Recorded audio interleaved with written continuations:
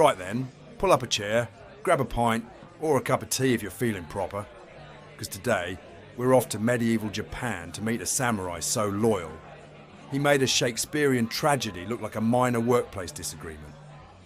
This is the story of Kusunoki Masashige, the legendary Japanese samurai who fought with his heart, soul, sword, and frankly, questionable career judgment. If you've ever had a boss so bad you wanted to scream into the void, Masashige took that feeling, bowed deeply and said, "As you command, my liege," before galloping off to glorious doom. Japan, early 1300s. The country's in the middle of a nasty divorce between two power structures. The imperial court, led by Emperor Go-Daigo, and the Kamakura shogunate, a military government that's basically the HR department for warlords, strict, inflexible, and not very fond of emperors thinking they're in charge. Enter Kusunoki Masashige, farmer turned samurai, part-time scholar, full-time legend.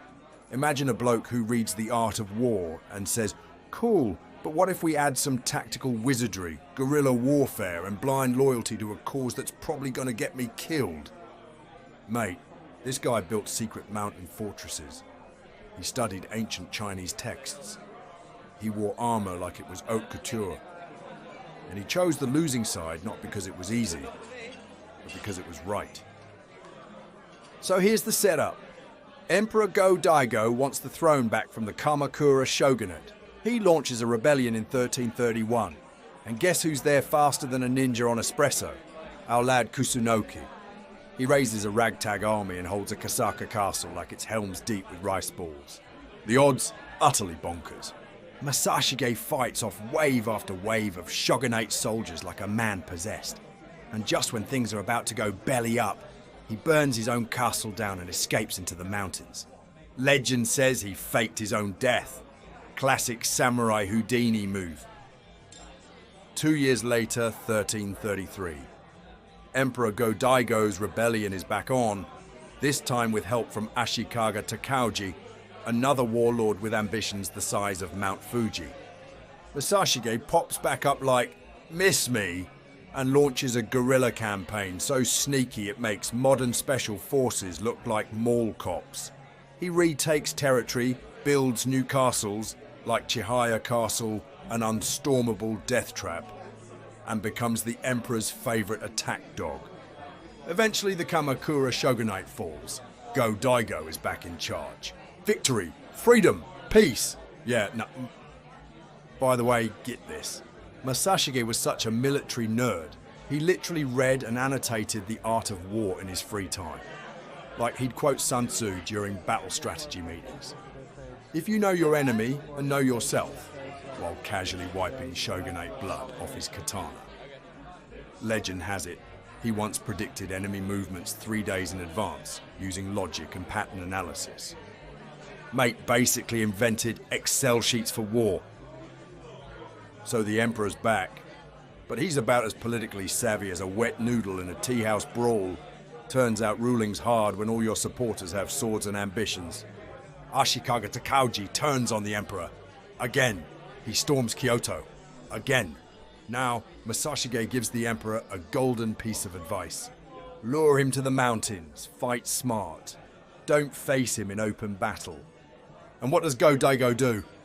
No, charge in, head on, kill or be killed. Masashige's like, right. Death it is then. And he writes a farewell letter to his son, telling him to serve with honor and maybe pick better bosses in the future. Then he gallops off to the Battle of Minatagawa, 1336. This battle is the military equivalent of charging into a blender. Masashige's outnumbered, flanked and unsupported, but he holds his ground like a samurai rock star. His last stand becomes the stuff of legend. When defeat is inevitable, he and his brother commit seppuku, ritual suicide, to avoid capture. His final words. Would that I had 7 lives to give for my emperor. That's loyalty so pure it should come with a warning label. Was Kusunoki Masashige a strategic genius? Absolutely. He pulled off victories with fewer troops, worse gear, and uphill battles, literally. Was he blinded by loyalty? Tragically, yes. He chose moral clarity over survival. He believed in the emperor, in rightful rule, in the bushido code. But what he got in return was a tactical death sentence from a man who couldn't lead ants to sugar. He died for a cause and a boss that didn't deserve him.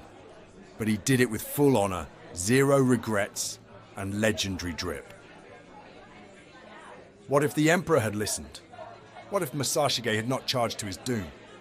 He could have been a Japanese Sun Tzu, maybe founded a military academy, maybe restructured Japan's entire power structure into something actually functional, but nope.